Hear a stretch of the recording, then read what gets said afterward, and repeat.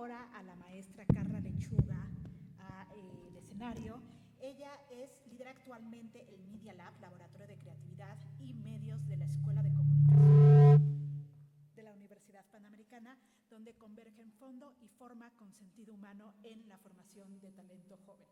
Con una licenciatura en comunicación por parte de la UNAM, se especializó en visualización creativa en la Universidad de Comunicación, en antropología, filosofía de la Universidad Panamericana, donde también cursó la maestría en comunicación institucional. Maestra, gracias. La invito.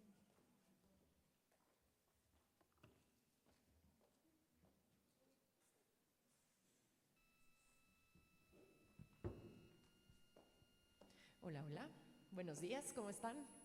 Les espera una jornada un poquito larga, por lo que sé, pero bueno, antes que nada quisiera agradecer a los organizadores, a Vicente Amador, por permitirnos ser sede de este super foro y bueno, pues también agradecer que se haya incluido este bloque académico dentro de todo el marco de lo que se hace en cuanto a periodismo hoy en día.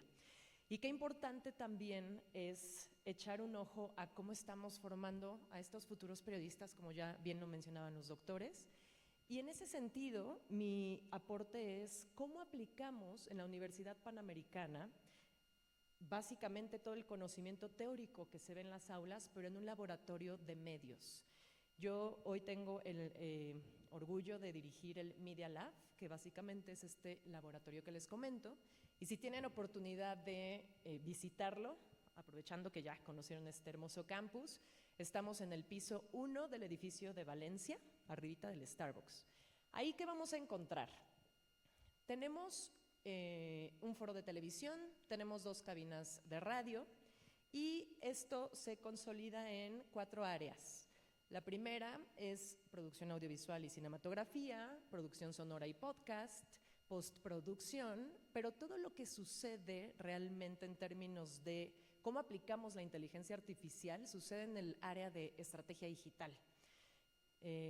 Años pasados se concentraba principalmente la labor de esta área en periodismo, en redacción de notas. ¿Cómo evoluciona este año?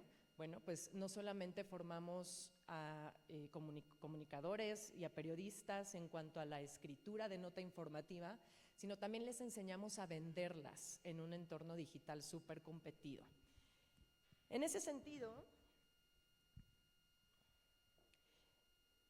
les digo, realizamos notas informativas, pero también sabemos que tenemos un reto en la forma en que enseñamos a editar. Básicamente, hoy ya cualquier plataforma de inteligencia artificial nos enseña y nos optimiza horas de trabajo que hoy todavía enseñamos de forma artesanal con Premiere, con Audition, y nos aferramos a eso. ¿Y qué sucede también con las notas informativas? Si bien enseñamos a trabajar toda los balazos, los títulos de cada una de las notas de forma creativa para fomentar justamente esto, cómo hacerlo mejor desde la creatividad humana, la verdad es que también nos apoyamos de herramientas de inteligencia artificial, pero no les puedo negar que el reto es bastante grande. Ellos conocen estas herramientas de inteligencia artificial, por ejemplo, para generar contenido o ideas de contenido en redes sociales. Y cuando les pedimos una entrega, saben que automáticamente recurren a su asistente, dígase Copilot, ChatGPT, como prefieran, Gemini, y la realidad es que las entregas resultan ser, por decir solamente un ejemplo, 5 razones para no perderte el Media Lab Summit. Y resulta que desde un inicio tú te das cuenta que fue hecho copy-paste de inteligencia artificial porque incluso conservan el formato tal cual te lo arroja ChatGPT. Pero ¿qué sucede? Que al leer el contenido, pues sí nos damos cuenta que no son ni siquiera razones y que ni siquiera tenemos tampoco un conocimiento para la arquitectura de prompts. Y en ese sentido, el Media Lab también pretende ser eso, un laboratorio para que una vez que aplican ya la inteligencia artificial, se conviertan en estos arquitectos del prompt que hoy día les van a traer contenidos más relevantes. Pero claro, la importancia de que sepan y de que aprendan cómo dar estas indicaciones y que aprendan a discernir también entre lo que está ya me volví, hay un Inception en audio, pero que aprendan a discernir qué está bien y qué está mal de lo que les arroja esta inteligencia artificial generativa, pues también es el reto del día a día. Les comentaba que también nos apoyamos en ciertos procesos de inteligencia artificial para la automatización de tareas, y algo que seguramente ustedes también practican, pues de entrada es la transcripción de estos audios que van los alumnos cuando cubren ciertos eventos, ¿no? Cookatoo, por ejemplo, es una de nuestras herramientas favoritas, y es que es impresionante cómo en segundos te puede transcribir un audio de hasta 1 hora, y si no conocían la herramienta, se las dejo como tip. Y además también te permite traducir textos a cualquier idioma, lo que te permite tener un mayor alcance de audiencia, no solamente a nivel nacional, sino internacional. ¿Y qué sucede? Que al final podríamos decir que también tenemos que ir de la mano con la implementación de estas prácticas de uso de inteligencia artificial, porque no lo podemos negar, también tenemos una optimización en costos. Hoy día nuestro laboratorio no tiene a una persona generando contenidos como diseños, ¿no? Diseños de forma artesanal, porque la verdad nos apoyamos mucho de Canva. Preferimos formar más a los estudiantes en el contenido, en el caso actual de Media Lab, porque nos apoyamos mucho de herramientas como Canva. Y obviamente pues ahí el costo es significativo, ¿no? Sabemos también que la carrera de diseño gráfico está un poco en riesgo por toda esta ventaja competitiva que nos da la tecnología, y en ese sentido la aprovechamos. Pero también, ¿qué sucede? Que en un laboratorio de medios como es Media Lab, si bien impartimos talleres de locución y de conducción de proyectos audiovisuales, pues la realidad es que nosotros también, al poner al alumno en contacto con clientes externos para que realicen proyectos reales de cómo se hace hoy el periodismo o la producción audiovisual en el mundo real, muchas veces nos enfrentamos a, por supuesto, otra vez, tema de costos, ¿no? Y lo ejemplifico con, por ejemplo, el uso de una voz de un locutor, ¿no? Un locutor te va a cobrar por un guión de 1 minuto para comunicación interna mínimo 3,000 pesos, y hoy Clipchamp, que es otra herramienta gratuita, pues te genera voces de inteligencia artificial con 20 personalidades diferentes. Incluso tú puedes regular la emoción, ¿no? Y sin embargo, aunque elijas o configures que te lo dé con la emoción más alta, es imposible que precisamente una voz generada con inteligencia artificial te dé estas entonaciones, estos silencios y esta emotividad que requiere un discurso que bien podría ser presentado en cualquier auditorio. Entonces, ¿esto qué nos dice? Sí lo usamos como apoyo, pero no lo usamos totalmente para la generación de todo. O sea, en ese sentido, ¿qué buenas prácticas sí les podría yo decir que implementamos? Primero, eso, o sea, entender que la inteligencia artificial ayuda, mas no es el sustituto, ¿no? Como bien ya se ha dicho y que seguramente todos lo defendemos aquí. Otro es, en ese sentido, la formación ética de revisar también nosotros, de darnos el tiempo de sentarnos con el alumno y de decirle, mira, aquí estos problemas de sintaxis, ahí también implementamos un proceso de inteligencia artificial en donde nos dice, identifica los errores en cuanto a sintaxis, ortografía y redacción de esta nota, ok, porque ahí optimizamos tiempo, pero sí nos sentamos con el alumno a también traducir lo que nos está diciendo la IA y cómo nosotros podemos así también tener una atención personalizada con el alumno, que es algo que diferencia muchísimo a la Universidad Panamericana. Evitar también la automatización total, como les decía. Otro es también la intervención humana al momento en el que los alumnos escriben, es súper importante porque evitamos justamente estos sesgos, ¿no? Evitamos también estos sesgos, no sé, a lo mejor de si una nota te la entrega la inteligencia artificial, pues uno al darse ese tiempo de leerla, pues también es importante que te detengas a decir, ok, entre líneas, ¿qué estamos diciendo? ¿No? A tener una interpretación más profunda de lo que generan los mismos alumnos. Y la verificación de fuentes, por ejemplo, que nos arroja la inteligencia artificial, también es una práctica del día a día en el laboratorio. Y finalmente decir que uno de los mensajes clave que nosotros compartimos a nuestros alumnos es, nosotros tenemos una guía editorial que le llamamos Narrar con Propósito, que básicamente comunica, no se trata de que sea un manual de qué sí y qué no, porque también buscamos mucho fomentar este pensamiento crítico, sino que a partir de una lista de preguntas que invitan a la reflexión, el alumno pueda generar contenidos que realmente le sirvan a la sociedad, en vez de apostar por contenidos superficiales en donde pues cualquier cosa ya se hace viral, pero pues ¿qué te deja, no? ¿Y qué te aporta? Entonces, en ese sentido también la invitación es abierta, ¿no? No te prohibimos, pero sí te invitamos a analizar y aportar ese granito que necesita el mundo de ti.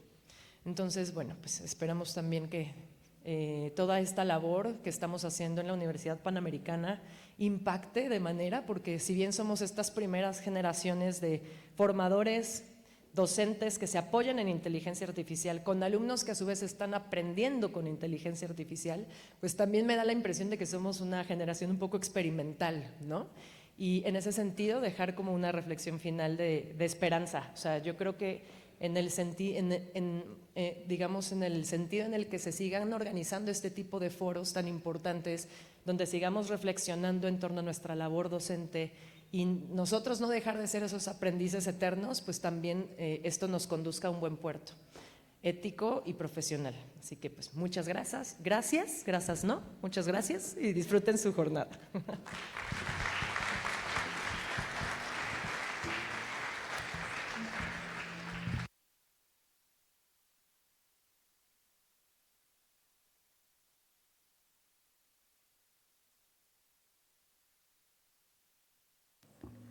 Muchas gracias.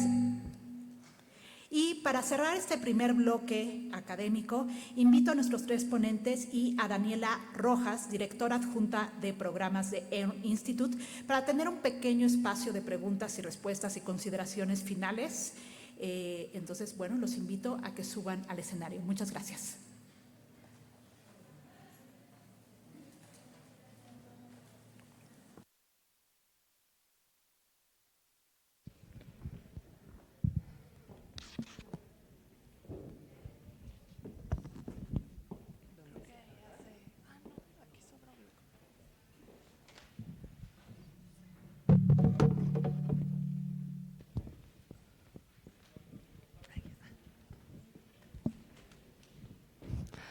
Hola, muy buenos días a todos y todas. Qué gusto y aplausos de nuevo porque fueron unas grandes presentaciones las que tuvimos ahorita.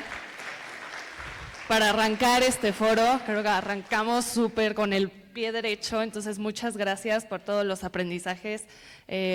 Y pues primero que nada quiero agradecer a los organizadores por la invitación, a la Alianza de Medios MX, a la Universidad Panamericana, a Google Initiative y pues qué gusto también el estar moderando este panel que se llama Riesgos éticos, académicos y profesionales que plantea la inteligencia artificial. Temazo, ¿no? O sea, muy ad hoc a lo que ya estaban platicando. Entonces, bueno, sin más, vamos a arrancar con las preguntas, con este panel. Les voy a pedir que sean breves con sus,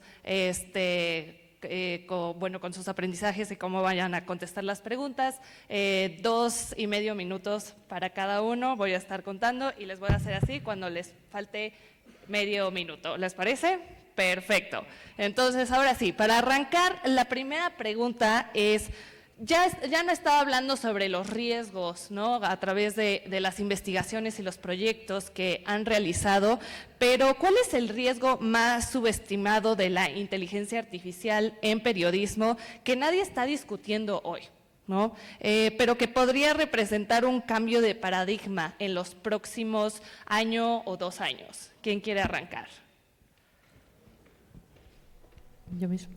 Bueno, pues yo creo que el principal riesgo es justamente no ponerle el límite. Es decir, cuando empezamos a utilizar algo y se nos da bien utilizarlo, pues empezamos a usarlo de manera incontrolada y abusamos de ello y además cada vez más delegamos toda nuestra tarea en la máquina. De modo que, como les comentaba en la anécdota, si yo no llego a verificar lo que habíamos hecho entre todos, que por cierto aprovecho para recordar que el estudio lo hicimos entre los alumnos de Periodismo Digital de 7º semestre de la Universidad Panamericana Campus Guadalajara, y yo lo coordiné, pero la verdad es que toda la autoría es de ellos y por las prisas no alcancé a decirlo. Pero dicho esto, con la anécdota que representa el hecho de pensar que si no llegamos en una fase última a verificar con nuestros ojos de humano y con nuestra percepción y nuestra capacitación como periodistas lo que la inteligencia artificial había, digamos que, procesado, pues habríamos hecho el ridículo absoluto. Y eso es lo que creo que puede correr el riesgo de cometer un periodista. Y eso, claro, la máquina no tiene credibilidad, pero el periodista sí. Entonces, el hecho de abusar de algo sin corroborarlo, sin contrastar esos hechos, creo que puede ser algo muy pernicioso para la profesión periodística en general y para la credibilidad de los periodistas en particular. Doctor.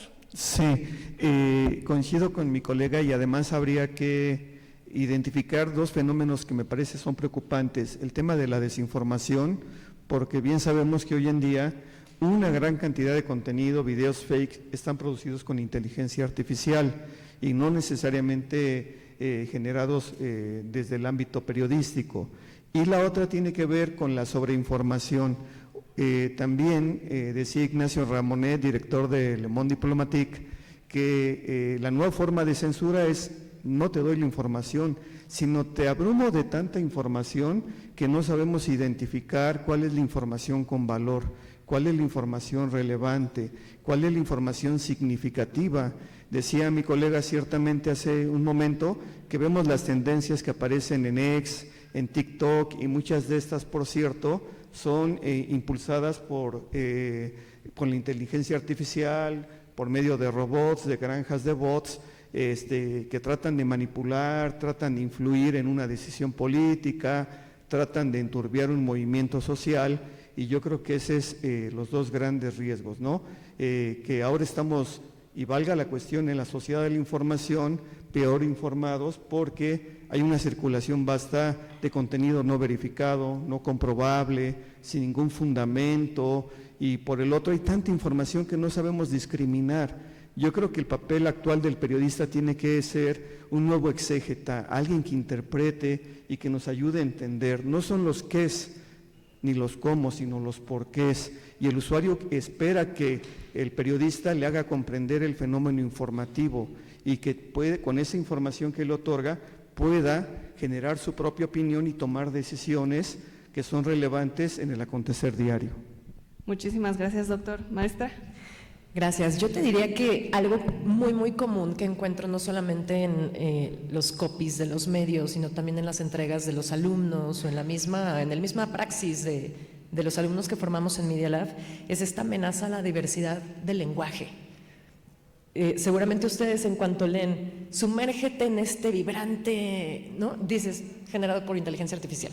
Y entonces tú lees que las tareas no sueltan estos adjetivos calificativos que la inteligencia artificial ya está haciendo de forma reduccionista para decirte no existe más vocabulario más que este.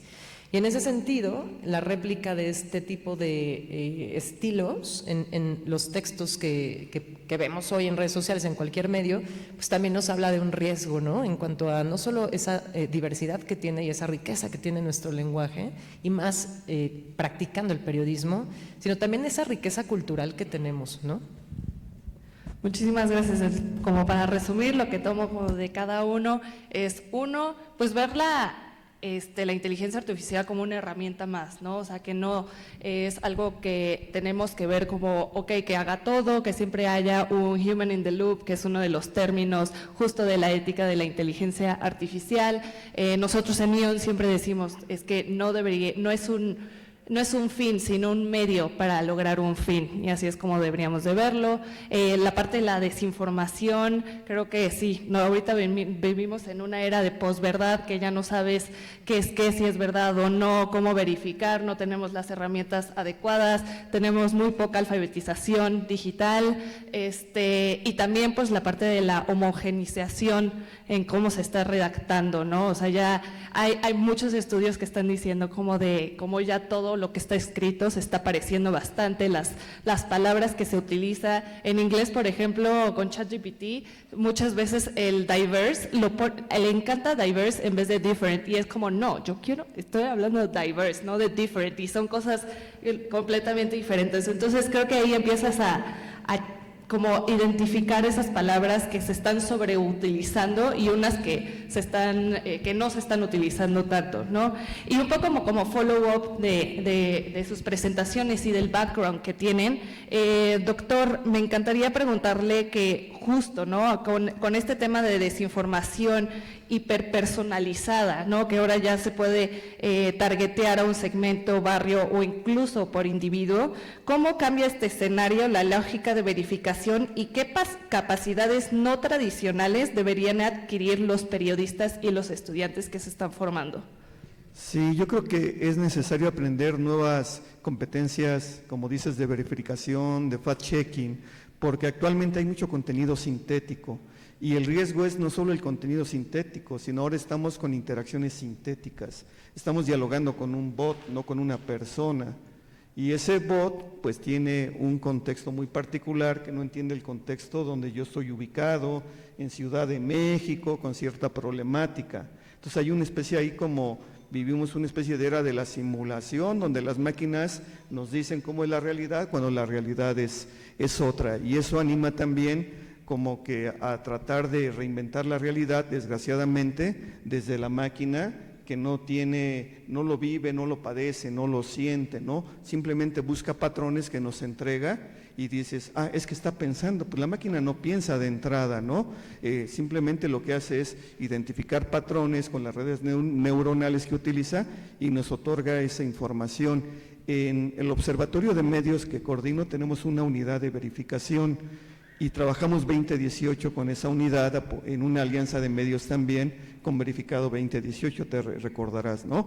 Pero ahora el asunto es que ya no solo es el texto, ¿no? Uno se asombraba viendo el video de Barack Obama, donde le sincronizaban los labios y decía algo muy diferente, pero ahora está una proliferación de memes, videos, textos, audios, estamos reviviendo a los muertos para que nos den entrevistas, ¿no? Y la gente está interactuando y parece ser que ahora es más relevante, que creo que es lo preocupante, interactuar con la máquina y no contigo. Que yo le dedique más tiempo a ChatGPT y como decía el periodista del New York Times, me termina enamorando de ella y no de mi mujer, ¿no? Entonces imaginen, ¿no? Suena como de locos, pero decía Humberto Eco, parece ser que nos estamos moviendo de la locura a la estupidez y la IA abona mucho en ese sentido, ¿no? Muchas gracias, doctor. Doctora Elba, ¿cómo puede la inteligencia artificial como falsificación de imágenes, justo los deepfakes, voces o perfiles, amplificar los riesgos para periodistas y fuentes en coberturas de alto riesgo, ¿no? Sabiendo como todo su background, y qué capacidades deberían fortalecer hoy las redacciones para protegerse sobre ello?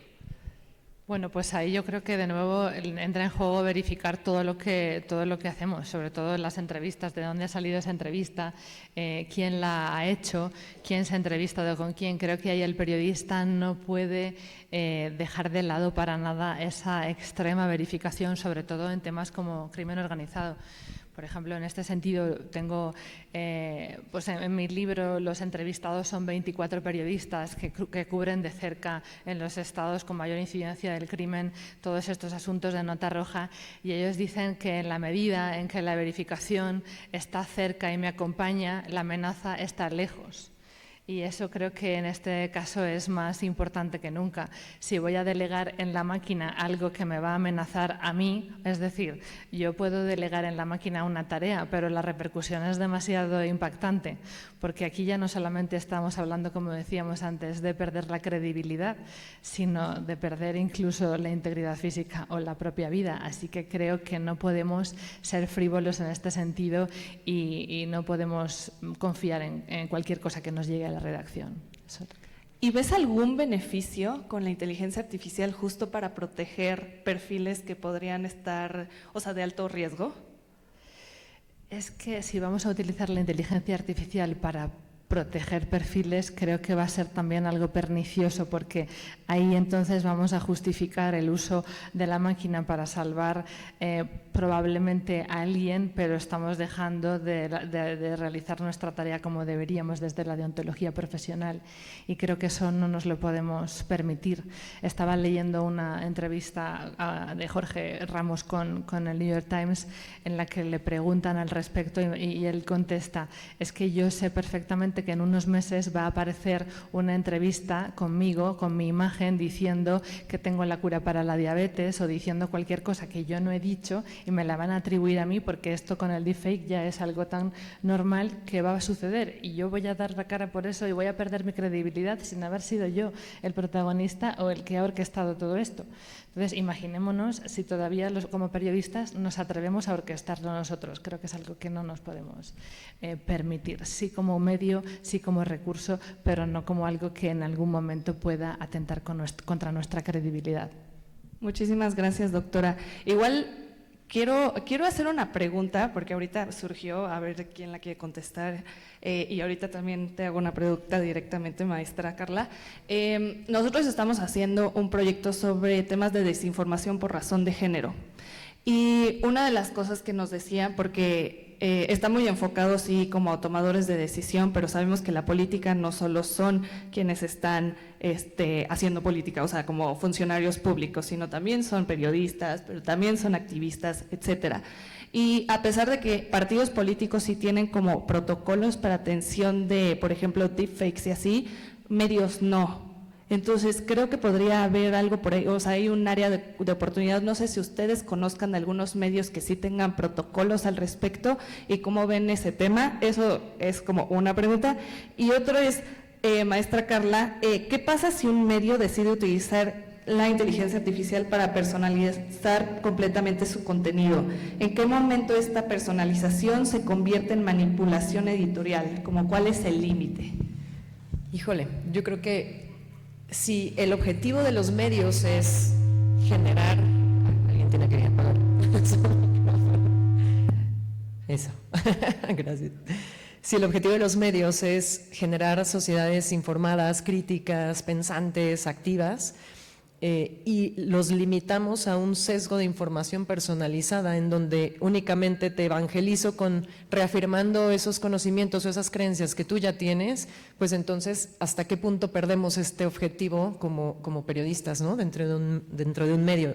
Y yo diría que lo pensemos como una dieta informativa, o sea, todos los nutrientes son necesarios, tanto los minerales, las proteínas que uno necesita con estos ideales que tiene, con los que ha crecido y se ha transformado, pero también con estos otros carbohidratos, ¿no? Que sin abuso necesitas para tener el panorama completo y entonces poder generar un criterio que te permita justo ir evolucionando como sociedad.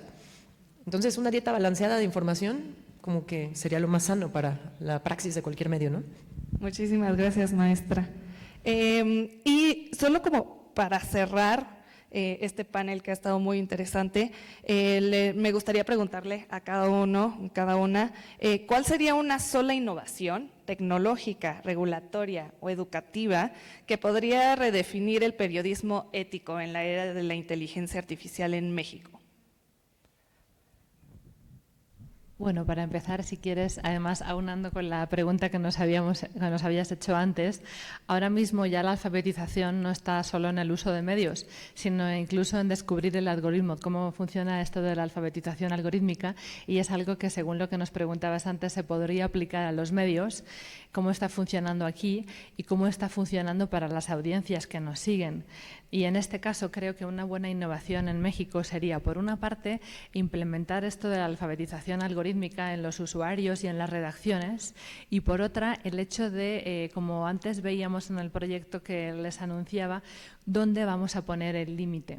Sobre todo porque esto de los límites éticos que tanto resaltan los alumnos pareciera que son más bien las respuestas de los profesores, que hablan de límites, de control. No pareciera que eso es lo que dice un estudiante de periodismo y, sin embargo, es lo que opinan de manera generalizada. Por lo tanto, creo que una innovación, aunque supone en realidad volver a los clásicos, es determinar dónde vamos a poner el límite al uso de la inteligencia artificial en las redacciones como periodistas y cómo vamos a hacer para, de paso, con esos límites tratar de ganar cierta credibilidad, que es otro de los aspectos que van de la mano.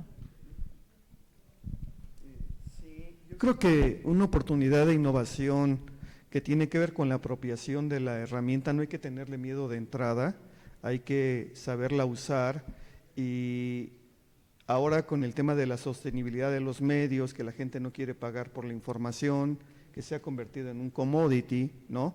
Y que se requiere de un ingreso para elaborar un reportaje, por ejemplo, me parece que ahí el tema de la fidelización, el engagement con la audiencia, puede ayudarla ahí me explico, todo el mundo dice el contenido es el rey y la distribución es la reina, ¿no? Es un dicho muy nombrado en el ámbito de la mercadotecnia, pero en el terreno del periodismo nosotros generamos contenido con apoyo, el periodismo de datos, pero hay que saber contar esos datos, y el análisis de la data la puede hacer la inteligencia artificial bastante bien, pero el tono, el estilo, el contexto y sobre todo la cercanía, porque habrá contenido que más le interese a la gente de una comunidad que a otra, y yo creo que ahí también la herramienta nos puede ayudar a decir, quizás de una forma benéfica y contraria a lo que hizo Cambridge Analytica, lo que tú decías de la hipersegmentación, pues puedo yo llegar con un contenido muy particular a través de una muy buena radiografía que me oriente con los perfiles y los analice la inteligencia artificial y decir, mira, este gran contenido que habla de la problemática del agua, la escasez de agua que ahora padecemos, en esta comunidad que tiene ríos y tal, pues hay que adecuar ese contenido, y además el usuario, lo va a leer, pero ese mismo contenido, por favor, tu inteligencia artificial arma un podcast, ¿no? O genera un buen video, o prepara un meme, porque hay gente que a través de un meme se puede informar, o otros recursos narrativos, ¿no? Entonces la cuestión es la adopción con creatividad. Muchas gracias, doctor. Maestra. A mí me gustaría responderte con un ejemplo aplicado a la enseñanza. Yo imparto la materia de discurso y producción sonora.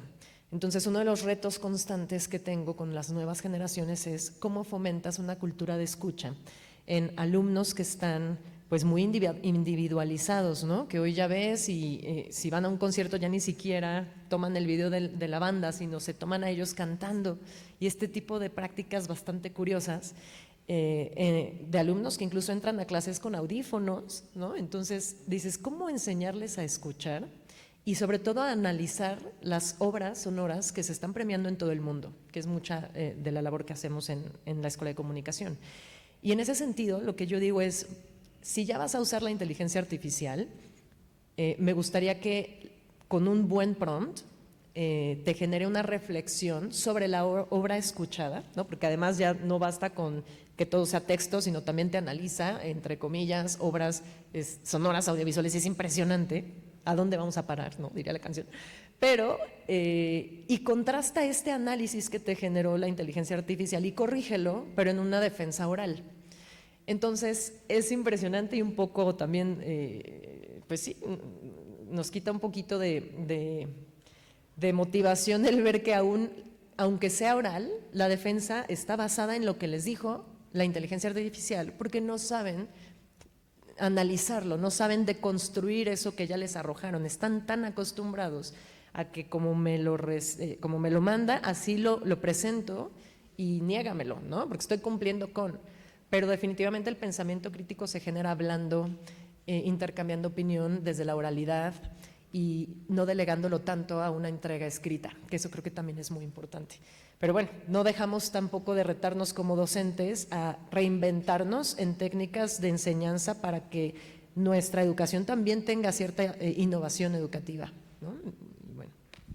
Muchísimas gracias a los tres, me encantó esta conversación, creo que estuvo muy bien para arrancar este foro, me encantaría seguir hablando, pero pues tenemos límite de tiempo.